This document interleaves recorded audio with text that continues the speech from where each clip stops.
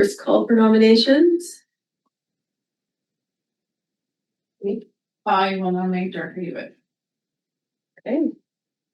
So we will call again for nominations. Oh, right. Are you willing to accept? Yes. Yes. Okay. Another second time call for nominations.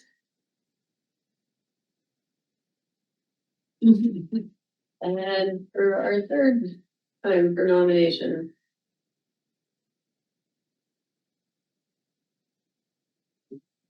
Okay. And we do not have to proceed with the election, You have no election. and we will do some death shuffling while the chair comes over. You can declare Director Hewitt was declared as the select to move chair for 2026. Okay, so Director Hewitt was declared for the Community Sustainable Living Advisory Committee Chair. Thank you.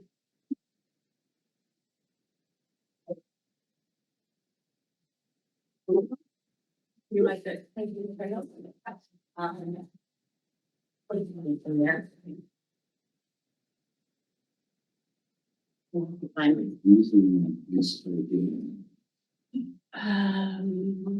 usually just your first initial and last name. All right, well, thank you very much, Director Watson, for the nomination. Actually, did not know that Director Vandenberg was not going to seek the position of chair for this time, so I may not be as prepared as I should have been, but thank you. And welcome, Amy. First meeting, and welcome back, Paris. Thank you. I haven't seen you for a while, so it's great to have you back. So we'll move into the agenda. So we acknowledge and respect the Indigenous peoples within whose traditional lands we are meeting today. Okay, we've done the check of sound, so if anything changes, let us know if you can't hear. So for the adoption of the agenda, the recommendation is the agenda for the June 16th, 2026 Community Sustainable Living Advisory Committee meeting be adopted with the following amendments. The addition of the addendum added June 11th, and with the addition of another addendum added June 12th, 2026. Before certain. Up to you. We have to do attendance. Oh, okay. Okay, sorry. That's just done by the meeting coordinator officially. Oh, I don't have. You don't have to ask for Okay. attendance. I have it. Okay. Yeah. So we're all good? I'm used to the meetings where that happens, so that's why I just flew right through it. You can if you want, but generally just the meeting coordinator can look at I have it. present. That way, yeah. All right, so then back to adoption of the agenda. Moved by Director Watson, second by Director Tierney. Any discussion? All those in favor? Motion is carried. And the minutes of the December 9th, 2025 meeting have been received. If there are no errors or omissions, this note was received. Okay. And we'll move on to staff reports. Information updates on sustainability service projects and areas of activities. Yes, thank you very much through the chair. So yes, it's been a few months since we last met. The last meeting was in December of 2026. So this provides a broad overview of the activities of the winter and spring. 2025, thank you very much. Yeah, we're not there yet. And a broad overview of what's happened. There was some activity, much of it is in your agenda package. Reports that there are reports that are included in the agenda package. But yes, if there's any questions. Director Watson. I'm curious about both the SLOCAN and the Kootenai Lake partnerships. I know that we're participants in a partnership. We are not the ones leading it. However, the minutes and information from those, what is the mechanism for that flow through? I know that Director Graham was looking for the KLP minutes. So, and also secondary question to that, KLP no longer has elected officials participating, which is, staff to staff. That's good. Is SLOCAN the same model? So 2 questions. Thank you. I can begin and then, excuse me. Through the chair. I can begin and then I'll pass it over to Amy. So yes, the KLP has moved to a technical advisory model, so there are no politicians at the table. It's just a staff model, or staff are present at the table. The minutes that are provided are not for public release, and so we provided an update of the minutes for this committee, which is what I think we'll continue to do. And yes, that will be the case for SLRP as well. And for your second question, they were both technical committees, so no elected on either committee. With the exception, the SLRP does have it has two entities. It has a governance entity and it has a technical advisory entity. And the governance entity, Dr. Popov, represents the RDCK. And then also we have the municipalities of Slocan, Silverton, and New Denver that are also represented at the governance committee. At this technical advisory committee, it's just staff and the stewardship groups. Did you have a supplemental? Yeah, supplemental to that, I do think, and not that, well, what was it? I think that the model that is with Slocan, I think director should be appointed to that, so it's clear from the board who's representing them where, as we do with all other external organizations. So in December, that should be an amendment of whatever appropriate directors there are. And then the second one is in terms of governance versus technical working group, that could be something that KLP ends up discussing again, because I do still have concerns, although removing us from the table was a part of the solution. Not knowing what their terms of reference ended up being, what they were agreeing to, how the recommendations come forward to us, those are still gaps. So there still is a governance gap with the KLP, from my perspective. So, all right. So I'll just go around the table because you all put your hand up at essentially the same time. So I'll go Director Jackman, and you had a question, Director Hanegraaff? No, No? Oh, okay. it may have been plucking my hair. Okay, well, and Director Graham. So we'll go around the room this way, starting with Director Jackman. Sure, thanks. Well, I have similar questions, but it's gonna wait and I won't hold them until we talk about the item 8.2, because there's a terms of reference update. That's a governance activity, more than a technical activity, so I'll weigh in then. Director Graham? Similar, but through the chair, like I'm curious of who attended that meeting, because that was missing and we don't have that information. So there should be minutes, there's a paid coordinator who's doing this, so we should know who was there, I think. Director Vandenberg? All right, thanks. And to 7.1, also that's a matter of interest for me is the work around the strategic plan. A motion back in 2024 suggested the strategic plan. Director Jackman has pointed out we can still have conversation pieces on 8.2, but how did that strategic plan play out, and what are the elements within there that guide this work? Thank you, through the chair. So the Kootenay Lake Partnership is in the process of rolling out its strategic plan. There was and part of that is to update the terms of reference, which Director Jackman was speaking to. It's now called Working Together document. It hasn't been updated. It's in the process of doing that, and it would come to the board for approval once it was at the final, it's been reviewed by staff.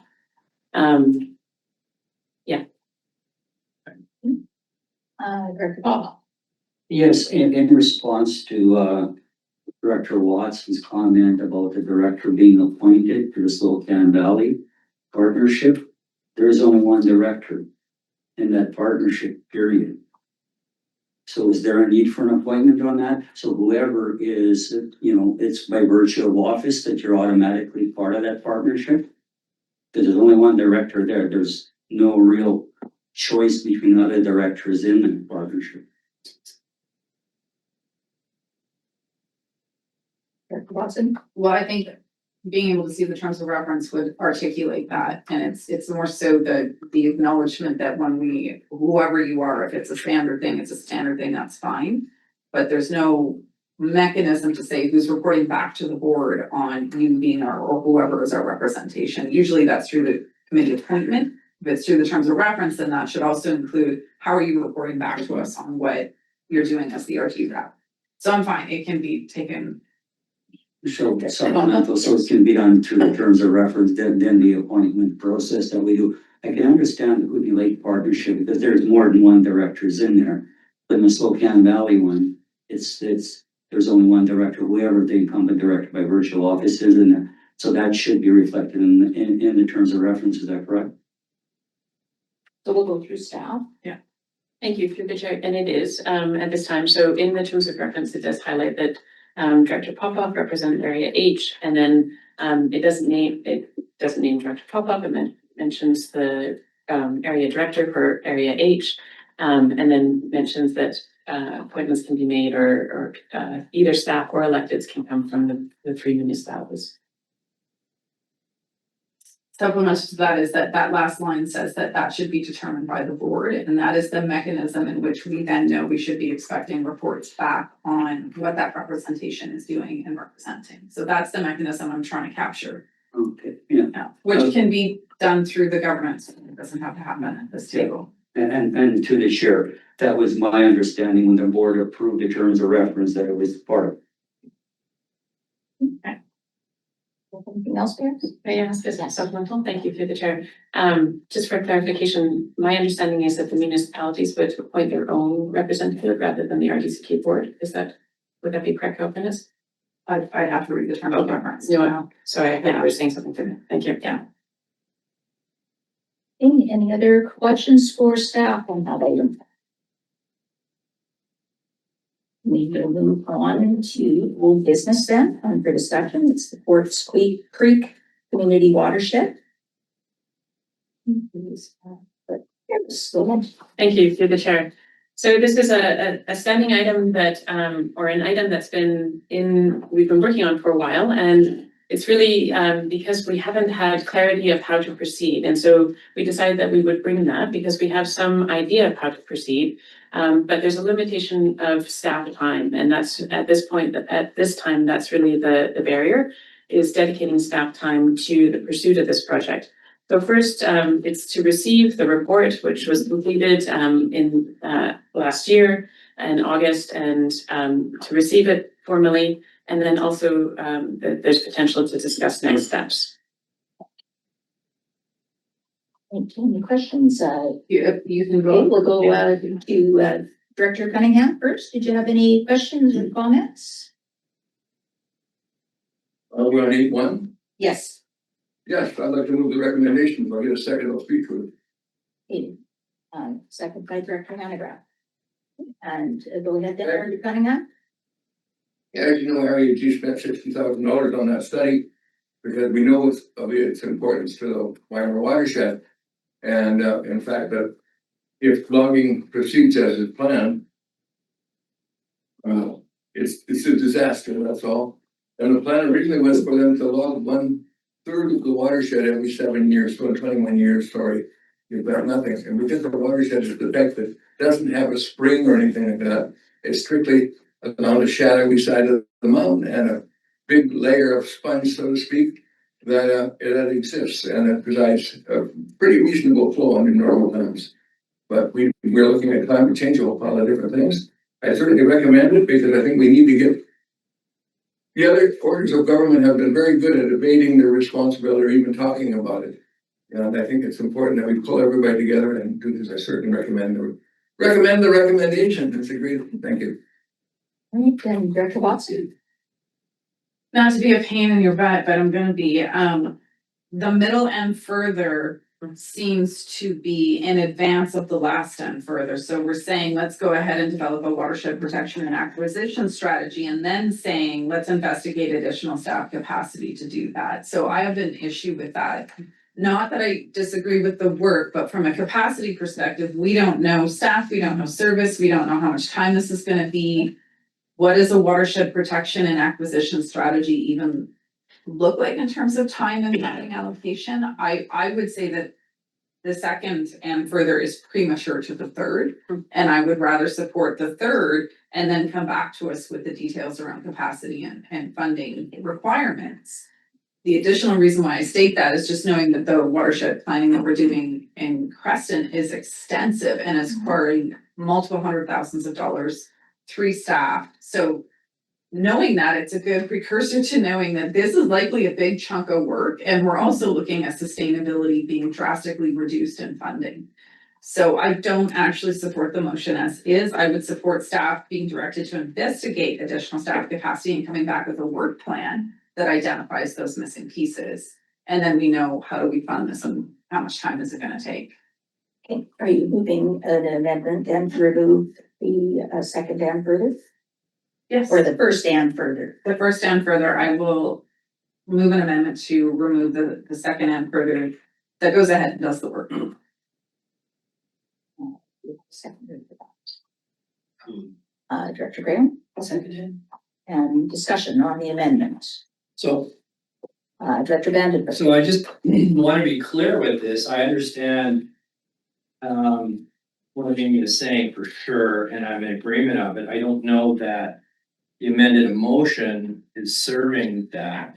So what I'm hearing is that we should be doing some preliminary work first to determine what a work plan should look like before we really launch into the meat of this opportunity. Is that what I'm hearing?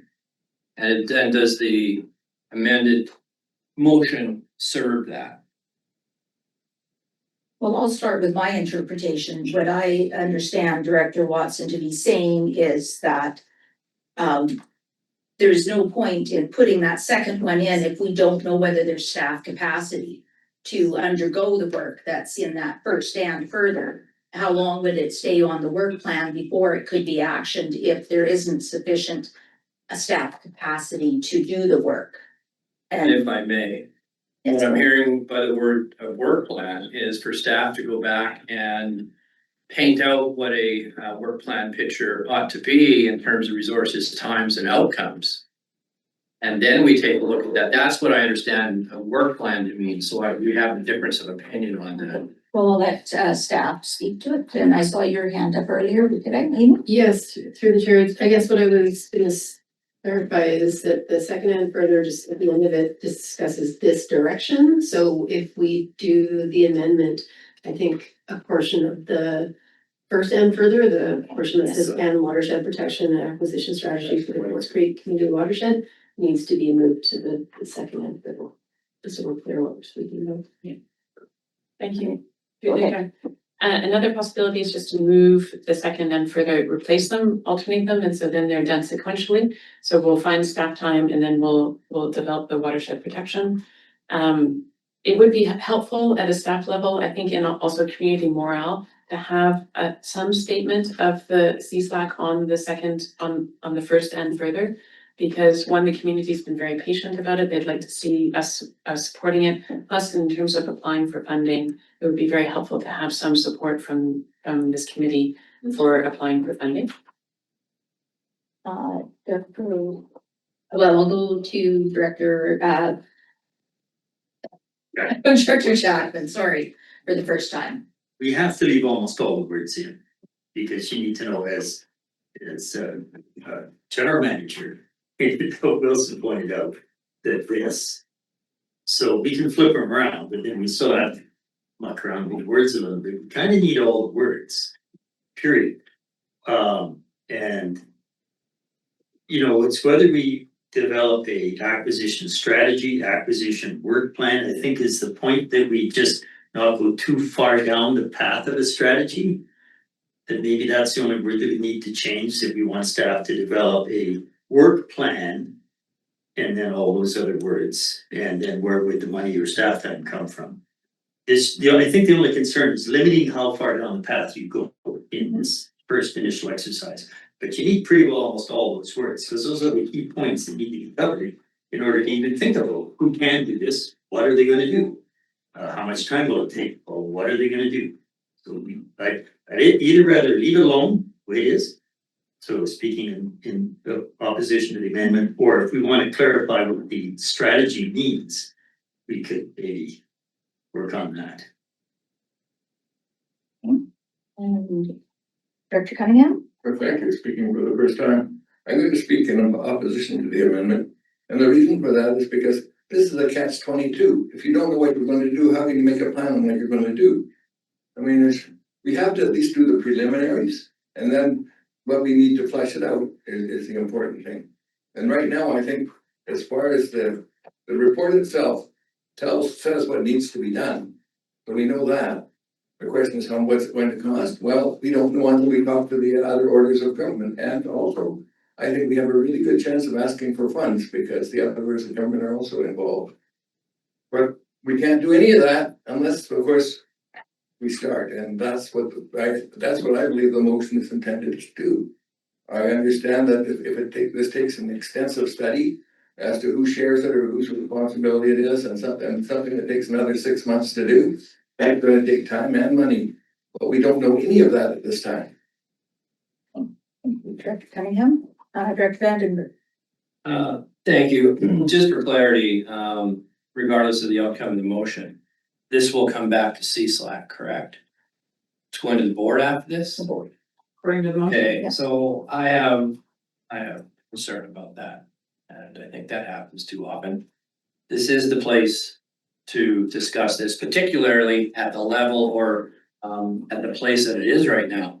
There's a lot of moving parts that are gonna be coming into play here. The board is not the place to explore the potential outcomes and the benefits. So I am concerned about that.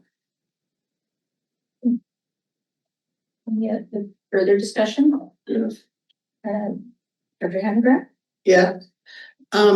So I'm looking at it and the first one you talk about a strategy and then in the second and further you talk about implementation of a direction, which should probably be a strategy, not a direction, just for clarity.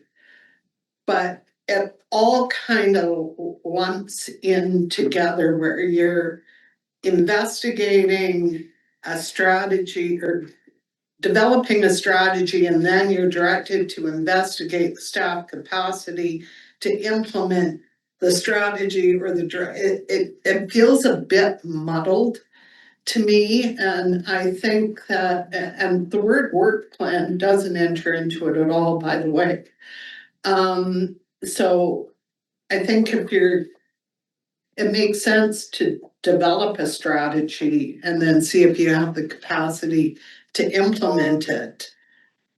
But I don't know why I think you have to do one before the other, and I'm not sure you need the second and further until you've done the first and further. It feels a bit mixed up to me.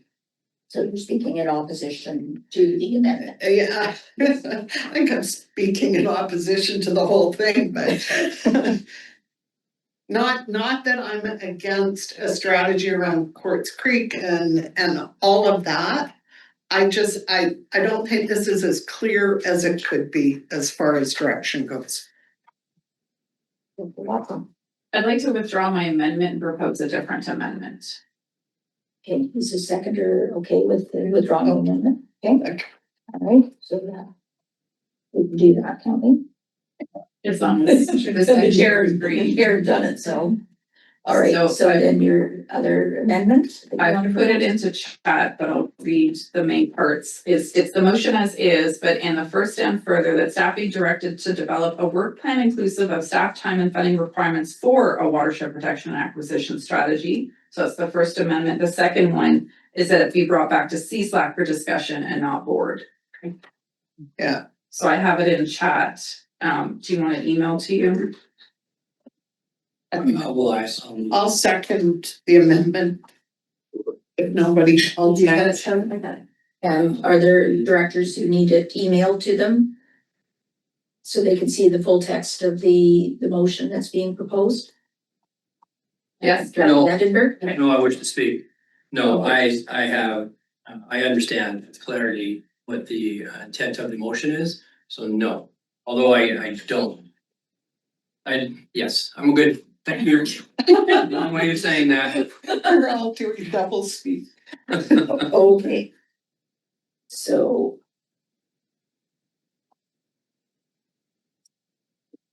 Does it use? No, we have it in chat. Okay. Oh, you have it? I have it. Great. And Director David has to turn. Please. Yeah. All right.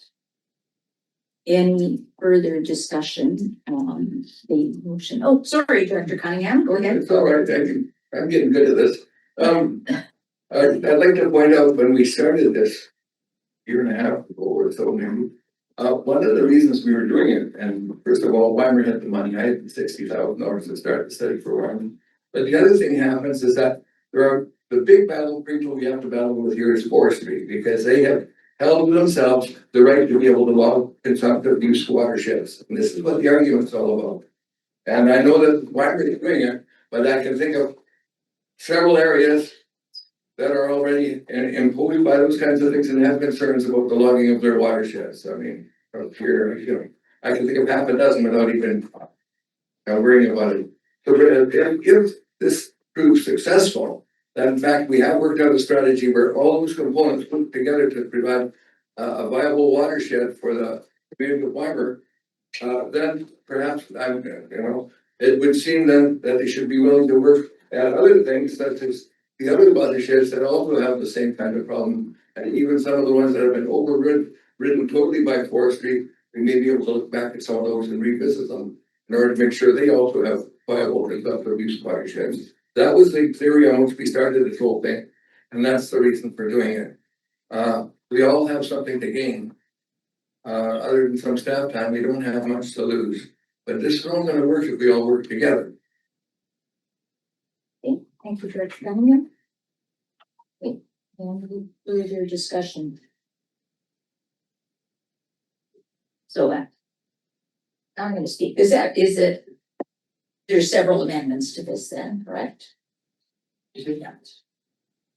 So it's bringing it back to Slack and the staff developing a work plan. And then both of these and furthers will happen at the same time, correct? Because one isn't contingent on the other, because that would be part of the reporting back, whether staff has the capacity, and that's the decision point for this committee when this item comes back to us, is that they make the plan and then tell us whether there is actually staff capacity to do so. Okay. Any further discussion? All those in favor? With the Of the amendment. Of the amendment, Amendment first. okay?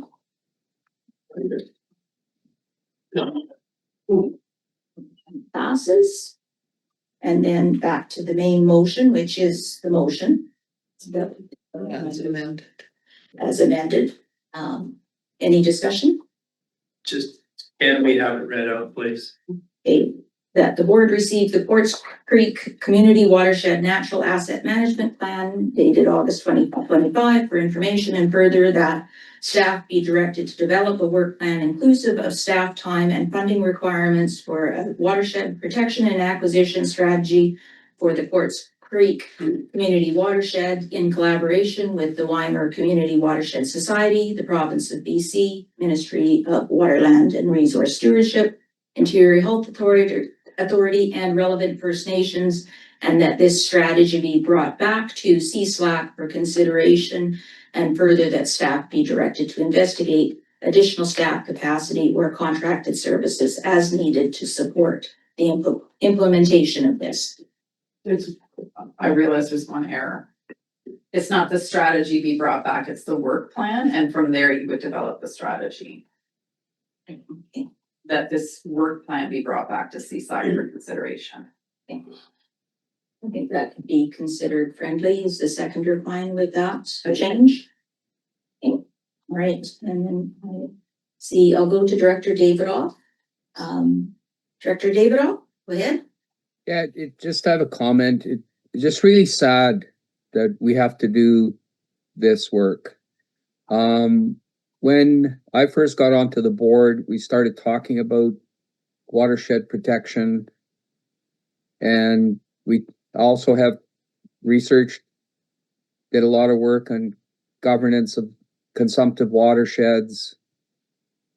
And I just see us like not having moved forward. Now we have to do something like this omnibus resolution, and it's just who has let us down here is the province. because we had reserves,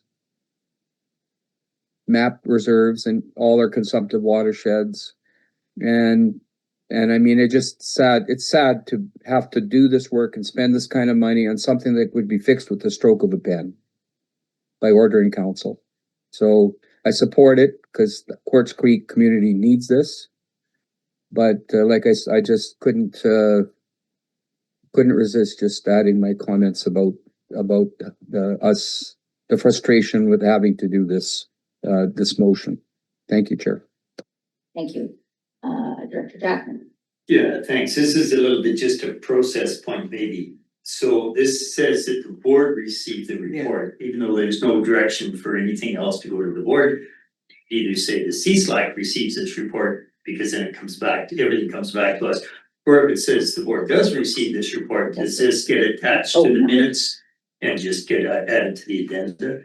So the intention of this report goes to board as an attachment. Either way it can work, I guess that's the intention. Sure. All right, Director Cunningham. Yes, with my former reference to the other areas that have the same problem, in other words, the logging in their watersheds, I think the other members of the board should at least see the report so they have an idea what's there and how their progress is going. Because even though they're not on this committee, and I certainly think that they should have a say because they're all going to be influenced. If we have any success at all, believe me, I'm training that we do, they will also have a path to follow. And if we don't have success, maybe they have alternate ideas and we can do something to protect our watersheds. Therefore, I'd like to leave with us is to send the report to the board for information and then we'll work on it in committee here, but at least they know what it's all about. And they may even wish to attend one of the next meeting or something if they have some kind of input with regards to this. Any further discussion? Director Watson. I just wanted to catch that last note, and I wasn't sure if Shelley caught it and if we're okay with it, that at the end of the second and further, that it's not the strategy be brought back, it's the work plan that be brought back. And then from there, we would direct the strategy. Okay. And I think the seconder was okay with that.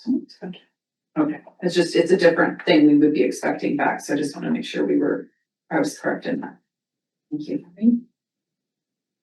Sure, Director Hanegraaff had her hand up at the same time, so. Oh, sorry. Director Henry. No, well, my question was much the same as Director Jackman's. Does it make sense for the board to get, and no disrespect to Director Cunningham, but wouldn't it make more sense for them to get the report once the committee's done their work and has recommendations to put to the board, rather than adding another report that they're gonna have to read again when our recommendations are formulated and then end up at the board? That was and I'm not hung up one way or the other. I just question whether it was necessary to send the report to the board at this point.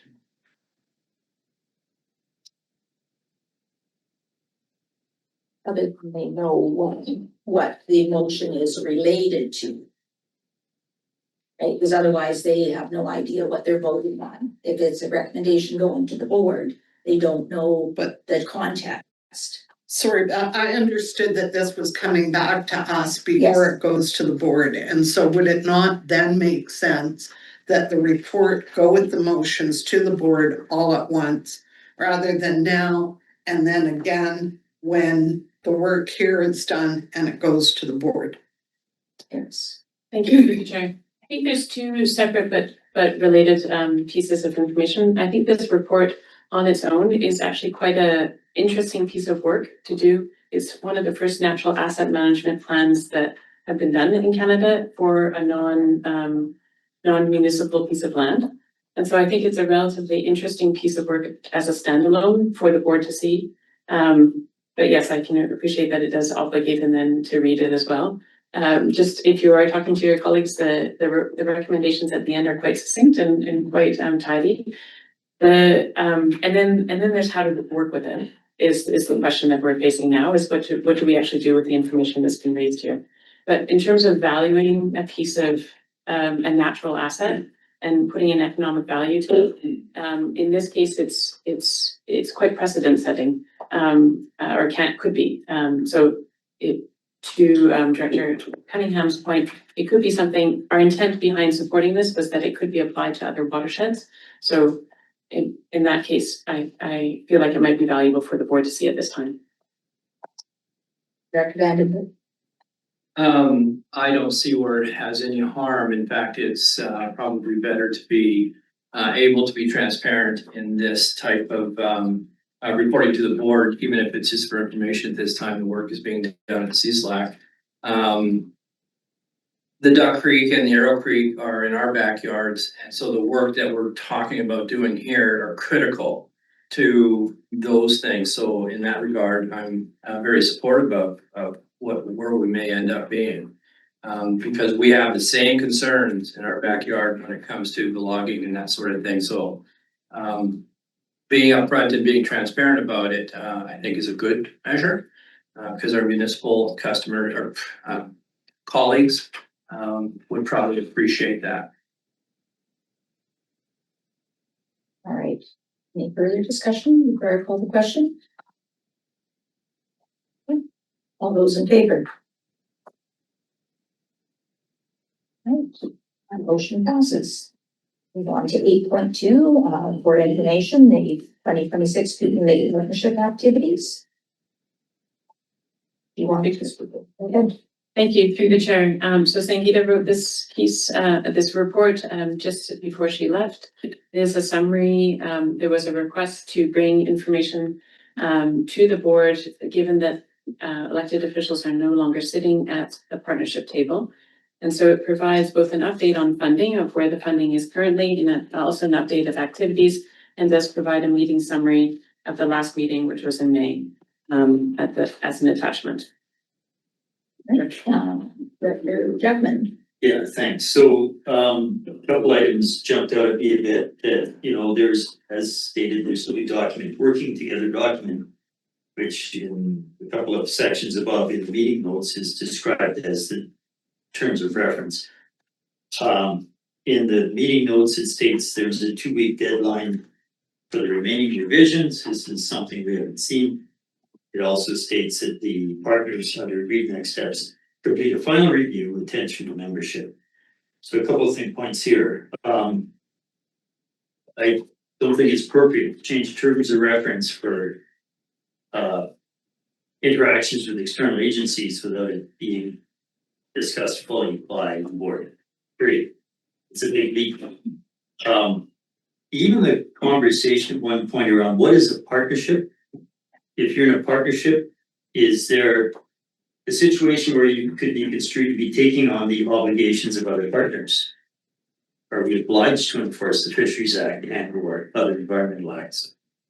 In a partnership, are we taking on the expectations of other partners? And that's been kind of hanging for more than 2 years now. What is this partnership? The partnership did tremendously productive, well-coordinated, excellent work, mapping, identifying, explaining, and providing tools to what does the foreshore look like? What are the things that matter and why? It's excellent work. Now we feel it's in limbo. And it maybe would be time to redefine that partnership if it's going to continue to exist. Slocan Lake, that's great. Take it into a cycle similar to what we did in Kootenai Lake Partnership. And I'm going to say it because there's nobody at this table, aside from a few people, I think like Dave Rowe, there's maybe nobody in the building who was sitting here when we started the Kootenai Lake Partnership except me. And the expectations have shifted dramatically over that length of time. So yeah, Slocan Partnership should get hopefully to a point with excellent mapping, data sharing, communications and relationships. Then they may actually get to a point as well where they say, well, we achieved something significant. But without a real understanding of the future, maybe the word partnership is no longer appropriate. If it's a technical association or a technical review, and in my notes here, I have, General Manager Wilson will understand this.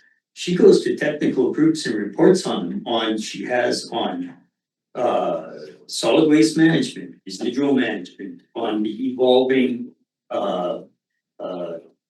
entire, stewardship, product stewardship programs. And that's what experts do. They go to these organizations, these technical committees, they interact. I don't know if she's presented personally, but I'm sure she's provided lots of information. That's fine. That's what professional people do. But that's not as a partnership. None of our senior staff go up to these, and whatever level of staff go up to these associations and technical engagements as a partner in that endeavor. You know, if you go and talk to the stewardship entities, they got their job to do, we have our job to do, and the interaction is around doing your job. Once you create the partnership relationship and don't properly define it, that's where it morphs into expectations. That's my personal observation. Expectations have been set. If I go down to the end of the notes, which we got kind of last minute, thank you for pressing it again. I had it, but maybe it's foolish thinking I just asked for the notes sitting this meeting today. This says member governments to develop clear procedures and templates for early review, including chance find procedures. No. Other borders of government have set the requirements. There's laws around archaeological fines. There's laws around chance fines. The local government does not set those. Why would we set procedures to develop a future conflict? But that's a statement, which I see as an agreement in a group, which hasn't come back to the governance body and say, are we trying to do somebody else's work in a way that may create expectations which we cannot live up to? And apparently that's what's happened today. And that's created rifts. The other thing is that partners to complete final review and input a working together document with attention to membership. I'm very, very curious as to what that membership would look like, because you've heard me talk about equity. I think Stuart wants me to talk about consistency, and he's probably more wise than I am. Consistency. We, I believe, under the Slocan partnership, are trying to be more consistent with approaching all of the Indigenous governments with territorial claim, overlapping or not. We've been inconsistent to that approach in the Kootenai partnership, to my disappointment, for years. So I'm more than slightly curious, who will the partners or members be in this new arrangement? Will it now finally be fully inclusive? But again, these are things the board has to know. I brought this up the other day. UBCM has an agreement with the province right now. How do we interact in arrangements, agreements, whatever may come, Oak River Watershed, that is one of these. How do we present ourselves as a regional district in these interactions? And the agreement, UBCM and the provinces, we as a local government can define how we look, who goes there and how and why. And I don't think we've grasped that yet, but we're gonna have more and more of these interactions. So I would like to understand more about how they got to where they got in Slocan. And if we're not parallel with overlapping Indigenous governments being invited and welcomed and participating, why not? These are governance issues. They're not in isolation. This is not a technical working group. I very much appreciate the achievements, but it could become a pseudo governance group. That's not appropriate. Director Watt, I didn't know do that. you want a response? You don't? Okay, Director Watson? I just wanted to flag that if there is the working together document, if it's being signed by the RDCK, and this, as Director Jackman has noted, there's quite a bit of governance involved in this, that needs to come to the board. And so I would not anticipate staff signing that document, and that, you know, this is giving good direction on that. I would agree with everything Director Jackman said. I think once that's approved, anything governing wise needs a different body, and that's where elected officials do need to be involved. But technical working, great, that's what that partnership should be. I also expressed the concern around where we're indicating things, where it's being indicated in the minutes that we would be creating new actual responsibilities of the partnership. The partnership does not have authority outside of what the respective organizations within the partnership have. So the partnership itself cannot develop new authorities such as we're gonna ask for more development review. That actually has to go through the standard referral process. So I think there's a cautionary note there and that the working together document actually has to come to the board whenever it's ready to. I had Director David off next. Yes, thank you, Chair. So I'm interested in what Director Jackman has raised here in terms of partnership. I just grabbed a file, one file, pretty hefty. And this is the work of the Brilliant Head Pond Stewardship Collaborative. It's not a partnership. We had representation when we started our work in 2017, 2018. We had representation from at least 10 organizations. Power producers were involved. It was a stewardship collaborative. We also then had a scoping study for the Brilliant Head Pond Stewardship Initiative. So that's another thing we did. We did a Brilliant Head Pond shoreline management plan. We did with First Nations working together a complete Brilliant Head Pond foreshore inventory and mapping project that was huge. Basically, all this was done not through CSLAC. It was done through the Brilliant Head Pond Stewardship Collaborative. And we are revisiting this right now because issues have come up that require the input from all of the stakeholders that were involved. We did not ask for money from CSLAC. We did not ask, we just worked this as all volunteers. And Director Popoff was one of the, because of South Slocan and the Slocan pool area, Director Popoff was involved as one of the stakeholders. So we referred to each other as stakeholders. We had a collaborative, and that's the way we operated, and that's the way we're revisiting operating again, because we've got issues to address. So I don't know if that's helpful or not, but that's the way we worked, and that's the way we will continue to work on the Brilliant Head Pond. Thank you. I have two other speakers, Director Graham. Thank you. So through the chair, I would echo a lot of what Director Jackman said and also say that I was near the start of the Kootenay Lake Partnership. That's true.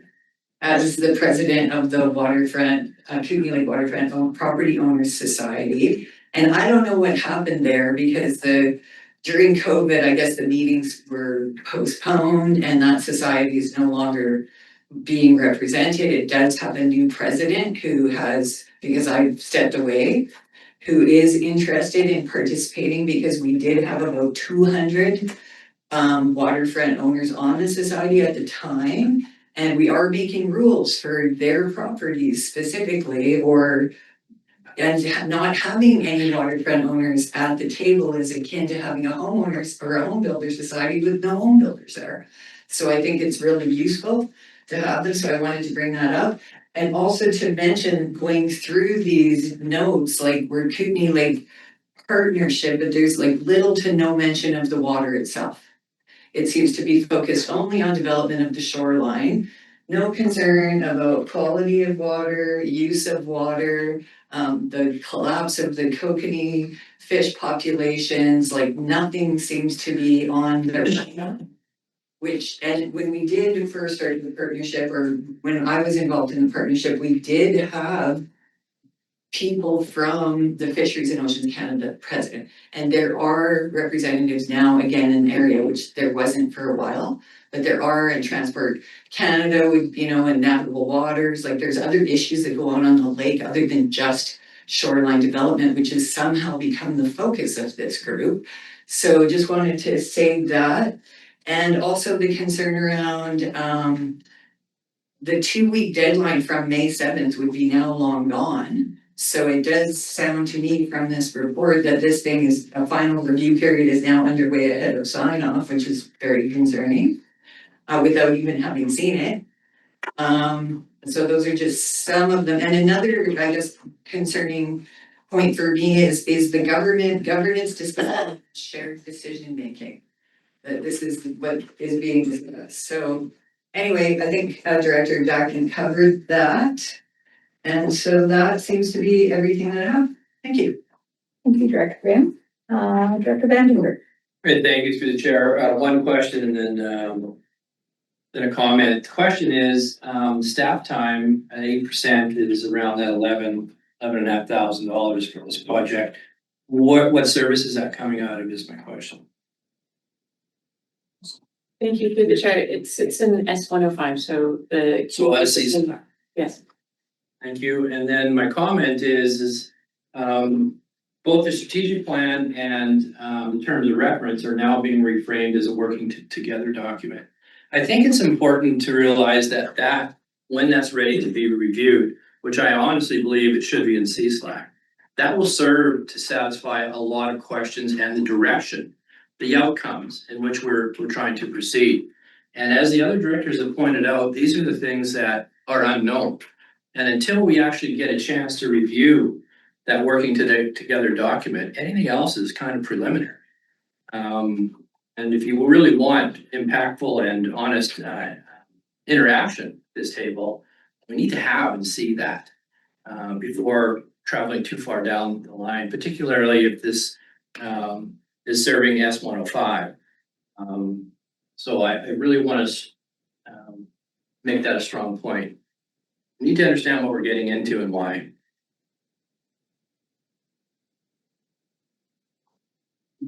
Any other questions for staff before we move on to the next item? So then we'll move Chair. on to. Oh, Okay. Sorry, Director Davidoff, I missed you put your name in again. That's Go ahead. okay. Yeah, I just had to step away for just a second. Are we talking about the future of CSLAC here? Is that the item? No, we're not. Not We're yet, just okay. moving on from the Kootenai Lake Partnership. Okay, item. sorry. Yeah, okay. I'm just, I'm ready to speak to the next agenda item. Sorry about that, Chair. I had to step away for Okay. 1 minute. Thanks. Okay, no problem. Yes. No, good friend. Am I then to understand this is whatever we're gonna do next is coming to board, or are we gonna keep it retained in CSLAC? Cause I think the board is not a good place to have a conversation around what the working together document could do. Okay. Thank you through the chair. This report was brought forward as information and the Kootenai Lake Partnership sits at CSLAC. So it'll be brought back to CSLAC in August. Director Watson. I think it is a consideration that I would, that something like the working together document, that would be something the board signs and the board should be familiar with that. So that's one consideration. The other is that City of Nelson, Village of Caslow is here, but they're not at CSLAC. So CSLAC, as per a bunch of our items, is not fully encompassing all the things we might be discussing. So I think that when the working together document comes forward, it can go through CSLAC, but it really is a board request. And at that time, it should go to the board and shouldn't, like, honestly, we won't have a CSLAC meeting according to the current schedule they want it signed. So that should go to the board. The reason why it was housed in CSLAC is because that's we were taking the funding, the original 10,000, which we haven't done. We didn't do that this year because they have sufficient funding. So that's how it ended up in CSLAC, was the funding mechanism, not necessarily the people who are all involved in it or would be affected by it. Go ahead. Thank you, through the chair.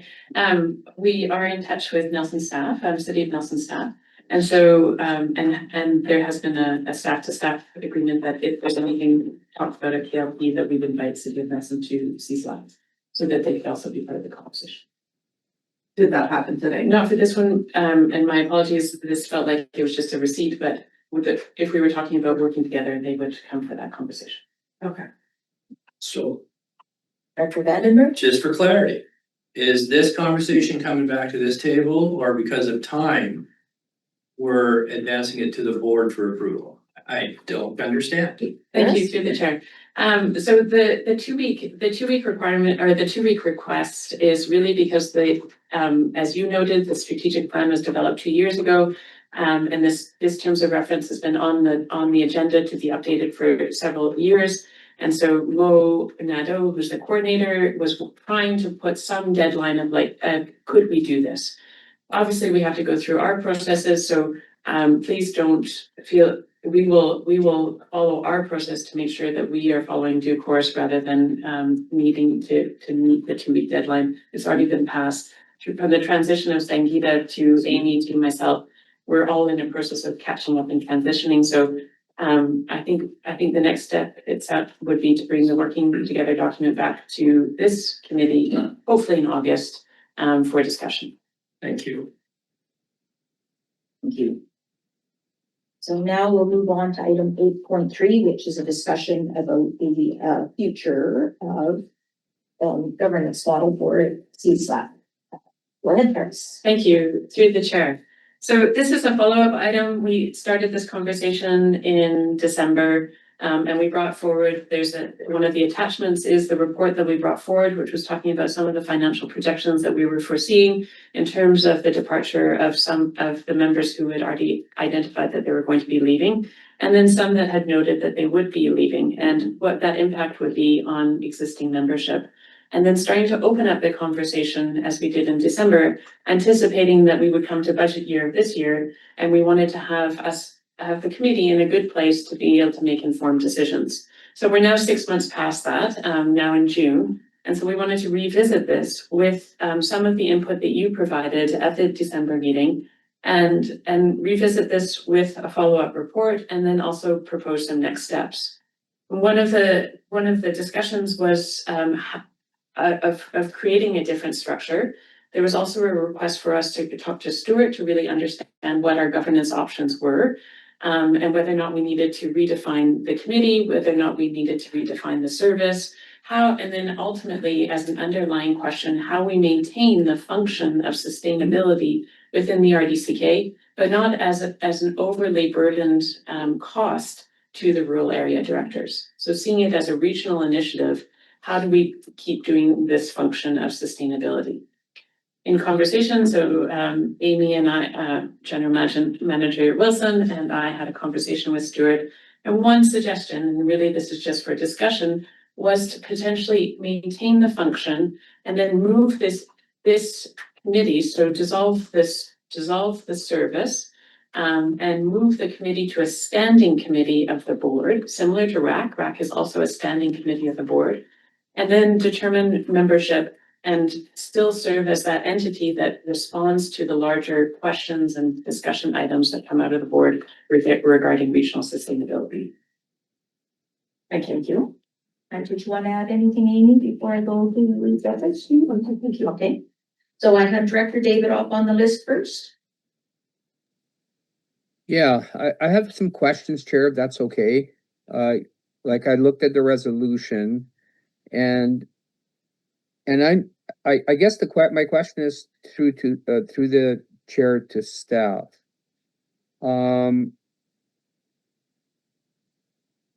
We're by potentially going to a standing committee rather than the structure we have now.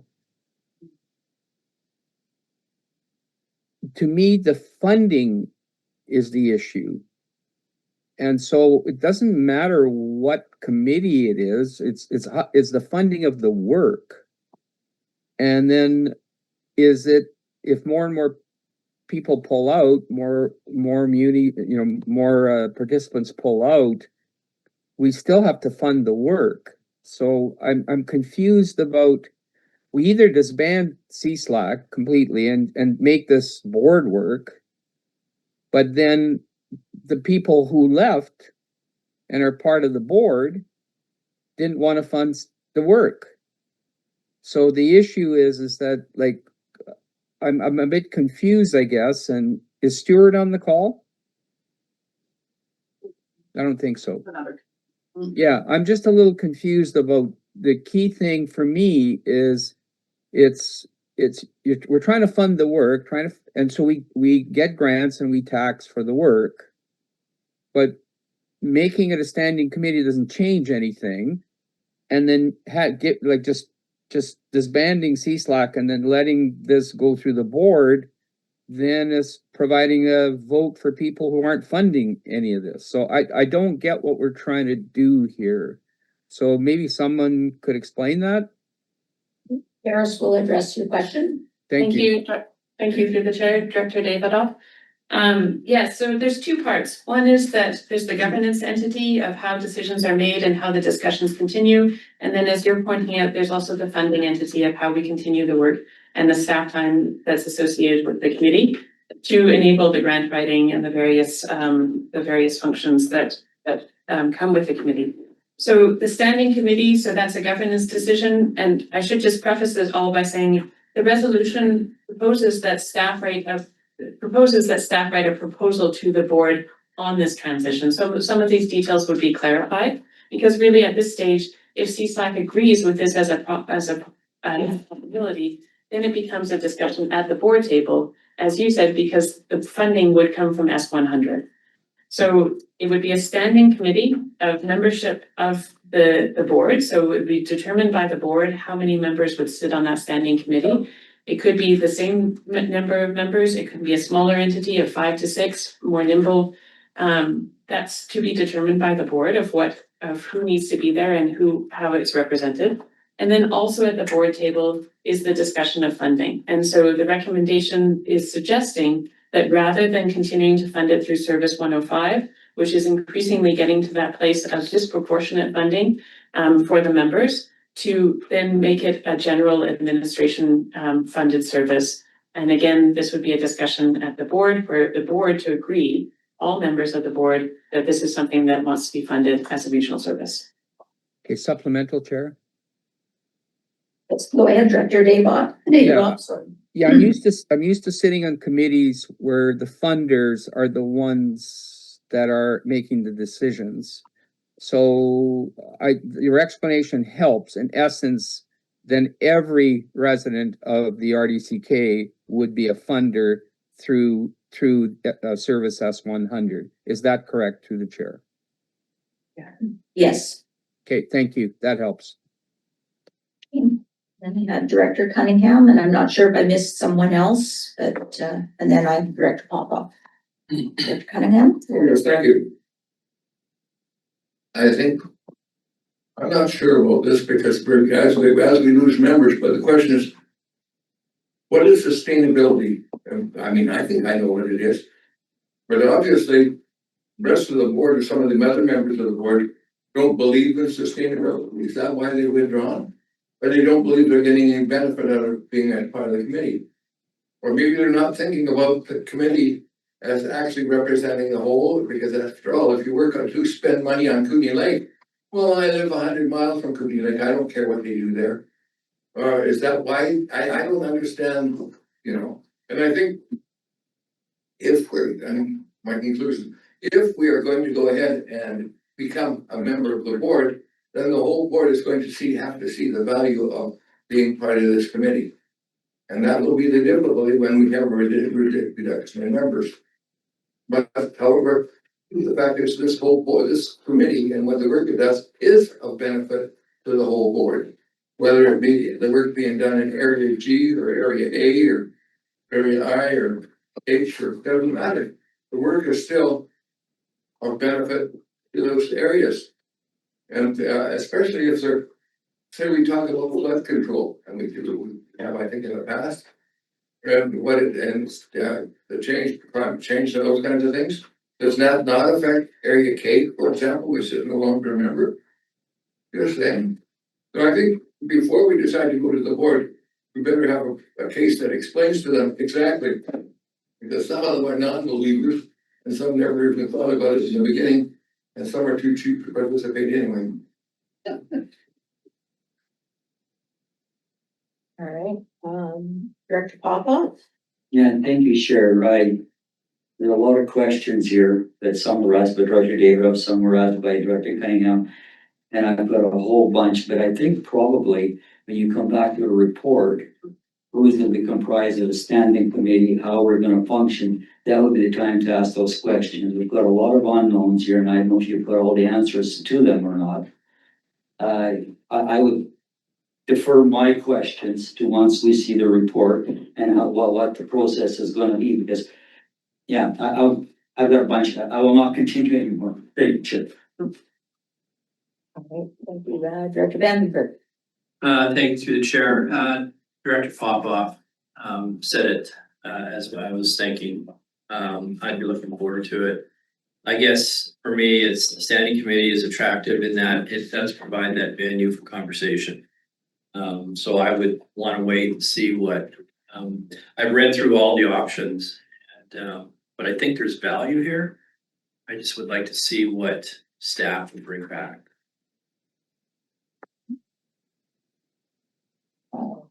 There is a recommendation on the agenda. Does anyone wish to move that? Director Papa and Director Jackman? Any discussion on the motion? Okay. Call the question. All those in favor? Motion is carried. And we'll move into new business for discussion, the Denver Silverton corridor study. So, Alex. Welcome. Thank you. Through the chair, so this is a project, an item of the Rural Mobility Committee Advisory Committee that has been presented on a couple of times, the CSLAC. And over the last 6 to 8 months has been advanced by the North Slocan Trail Society. So they've been looking into the next steps of how we could pursue at least a feasibility study and preliminary design of a trail between the two communities. And during that period of time, also a lot of provincial funding streams have been closing, including active transportation funding streams that normally are leveraged by communities in provinces like this. And CBT has opened a brand new funding stream called the Active Transportation stream, and has encouraged staff and the North Slocan Trail Society to consider that grant stream for this project. So yeah, open it up to questions from any members. Director Graham, then Director Watson, and Director Pablo. Me? Thank you through the chair. I'm just kind of curious why this is here when New Denver is not. Exactly. Alex? Through the chair, I mean, the project serves multiple communities, Area H, Numbers, Silverton. It connects trails that go towards Area K. And so, yeah, I understand that not everyone is a member of CSLAC, and those are challenging conversations that I think we were alluding to in the previous item. And yeah, transportation doesn't necessarily follow the same governance boundaries that we might put, and so it's a challenging question to ask for sure. Yeah. And Paris wanted to speak. Thank you through the chair. And initially, we did want to bring it to the board so that New Denver was also included in the conversation, but because it is a discussion item, it was redirected to CSLAC. So yes, we may have been oversight to not invite New Denver to this conversation. But yeah, just to provide some. Can I clarify one note on that? Cause Go ahead, Director Watson. so just on redirecting it, rural mobility is actually through CSLAC, and that's what is housing this. So that is why it was redirected to CSLAC. I would have relied on staff and the chair, which we didn't have at the time, to make sure that anyone that needed to be in that conversation would have been included. Keep me on the list for other discussion. Okay, so that was your only discussion, because you're up next. So I have a question on it. Oh, okay, so then that was yourself and then you have. No, No, Gordon I'm Center. still on. Yeah, no, I've got Director Gordon on my list. Yeah, Supplemental, if I may. okay. All right, you guys are testing me now. So supplemental for you, and then I think Alex had further response to the first question. Thank you.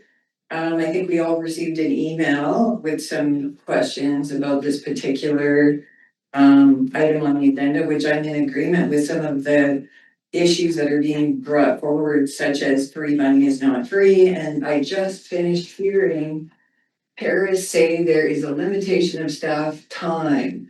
And so one of the points brought forward by the public is RDCK is already acknowledging project overload.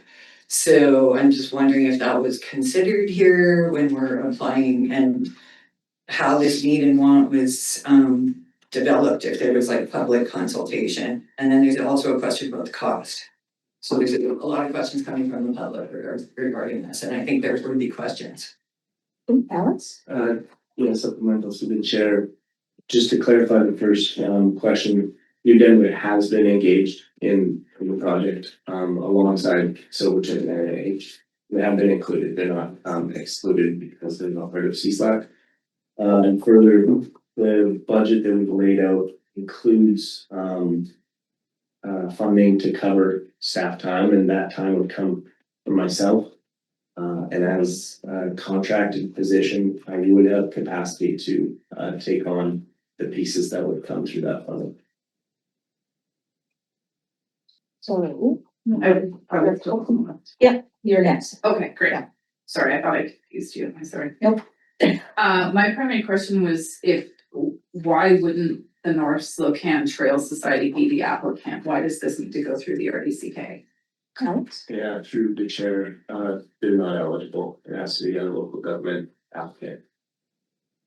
Further to that, Okay, good. can we please let CBT know that they need to stop doing that?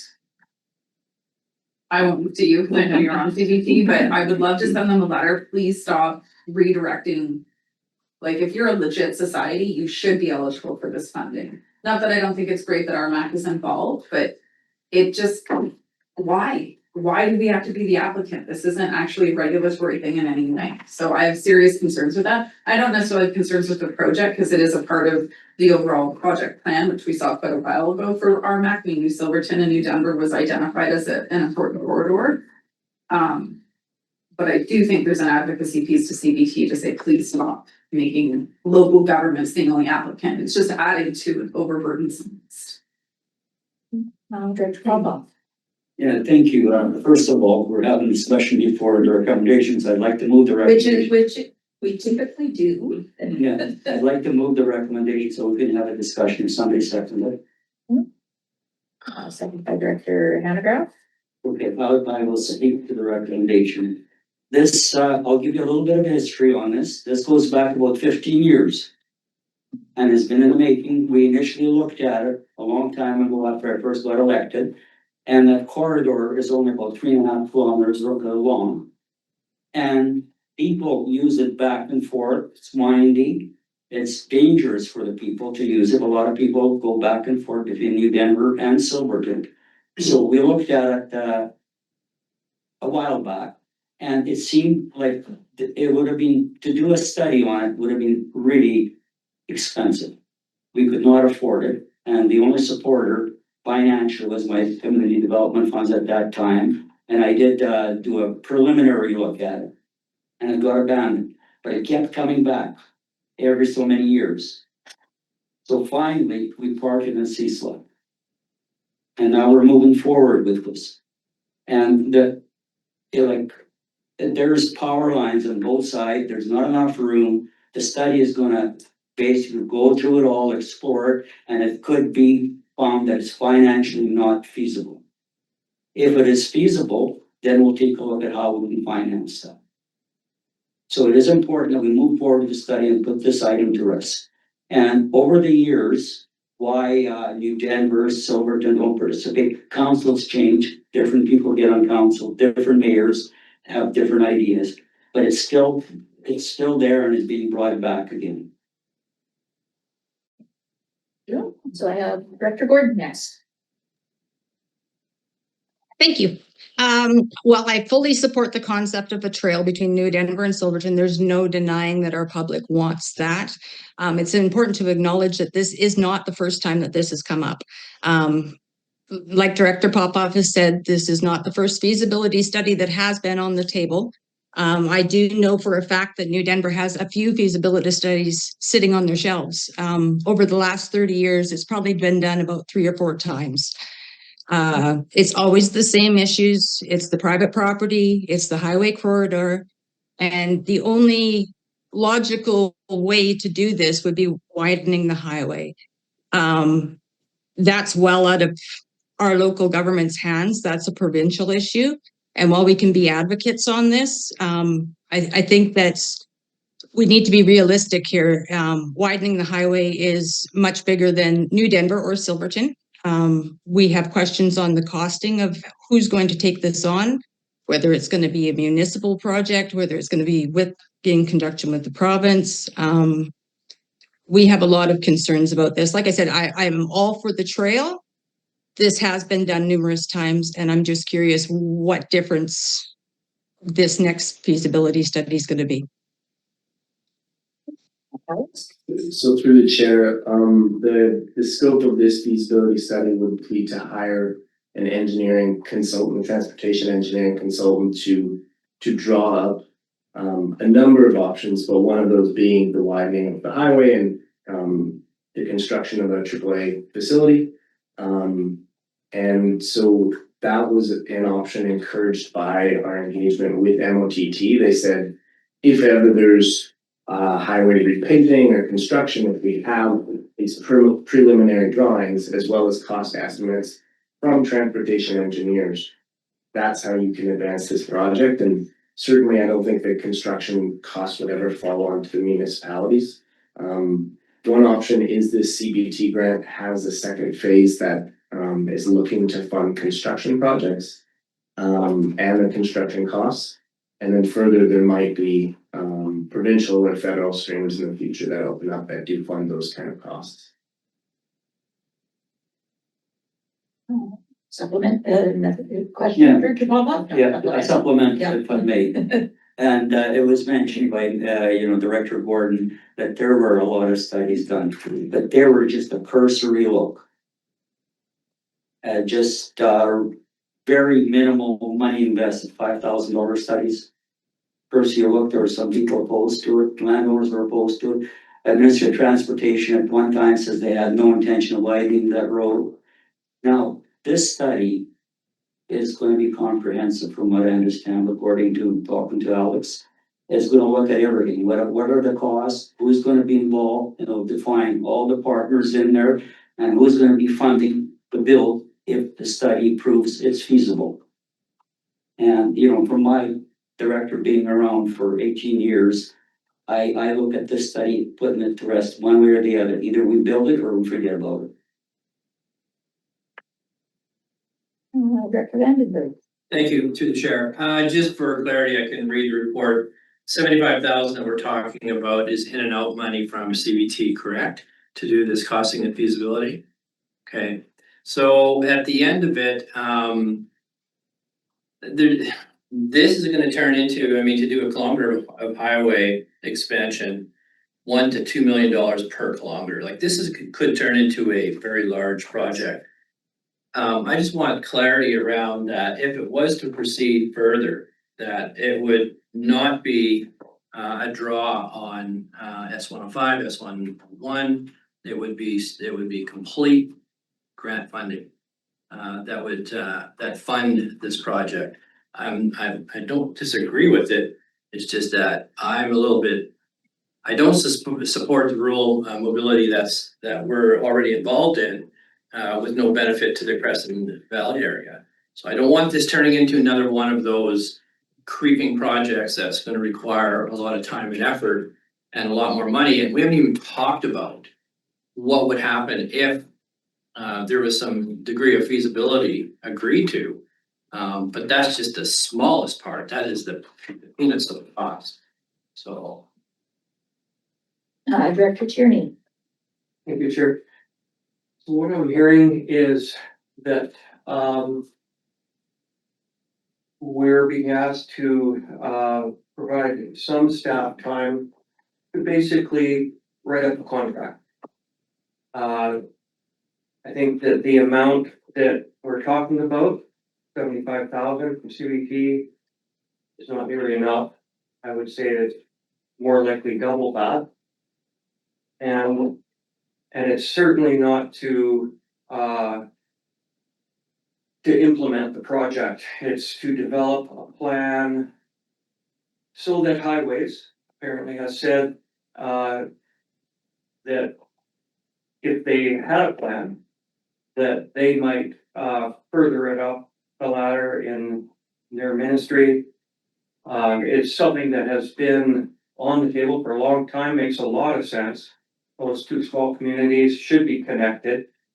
And obviously it's been looked at many times as far as staying off the highway. Because that would be the ideal situation. but apparently that is not an option.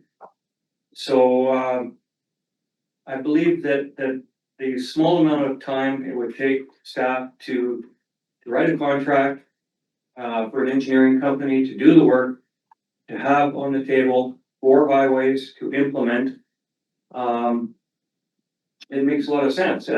It should be approved. I know that, well, this is not something Columbia Basin Trust is going to fund, the actual highway expansion.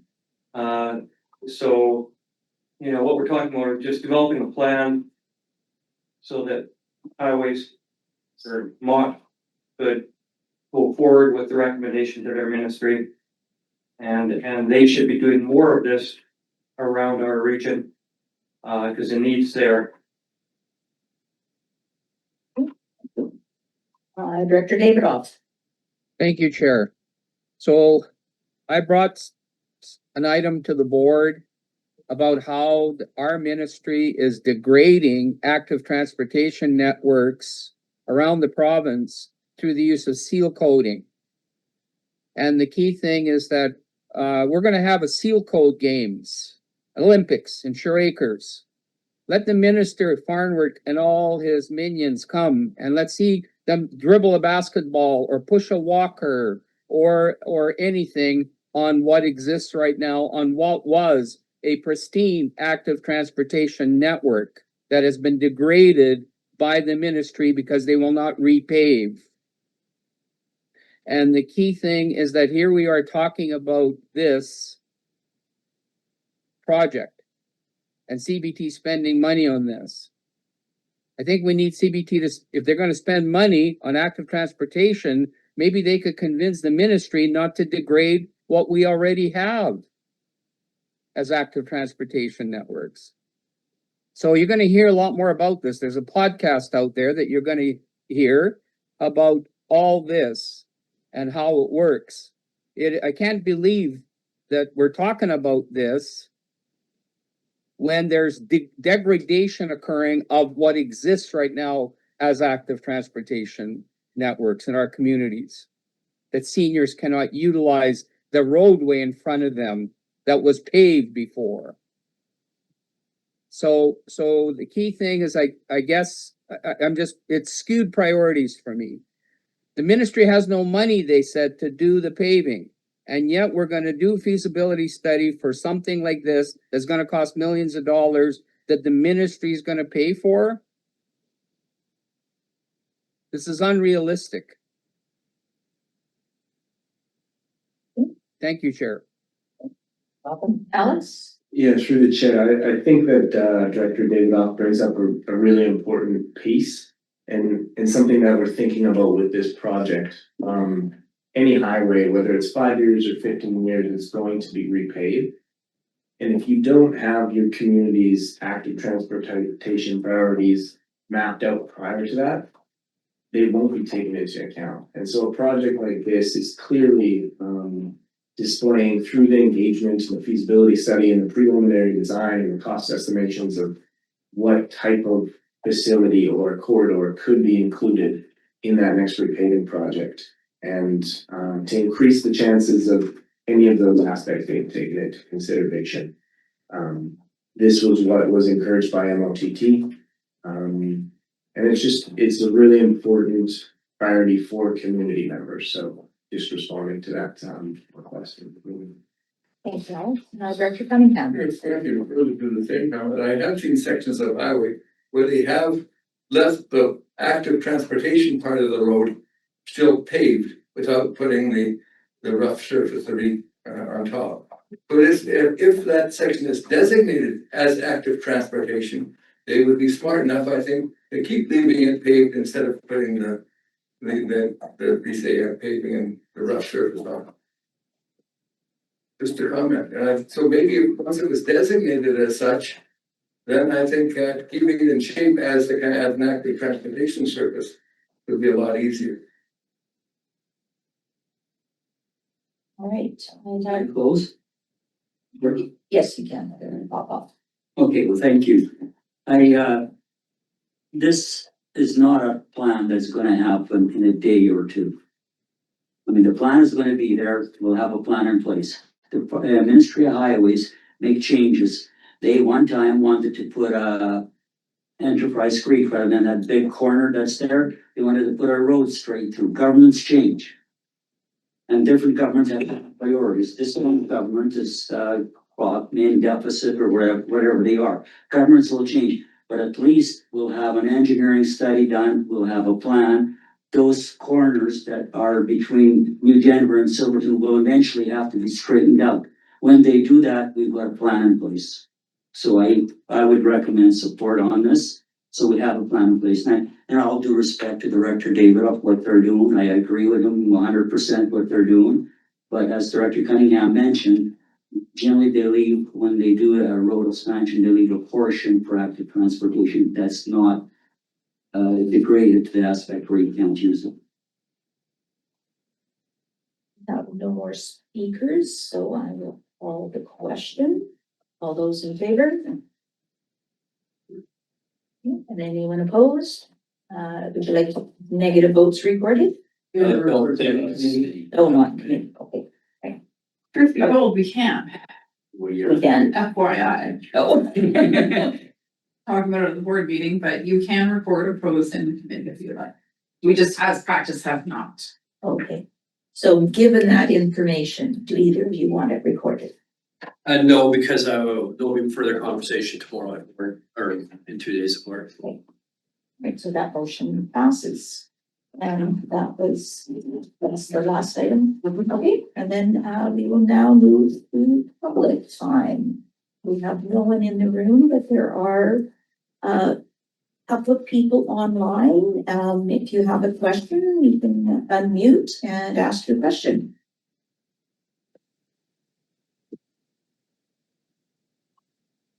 I'll ask one more time. Any questions from the public?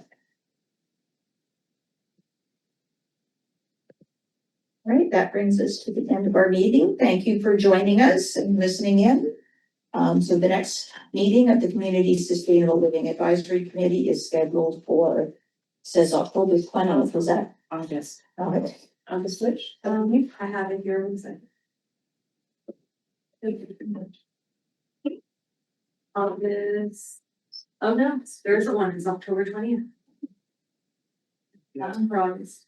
Oh, because we changed our. Yeah. Reduced it. Okay, so in the agenda, it is correct, and October 20th. That'll give lots of time for items to be researched and brought back to us. Sorry, but October 20th is board meeting day, Oh, 18th. Okay. 18. Okay, thanks, Director.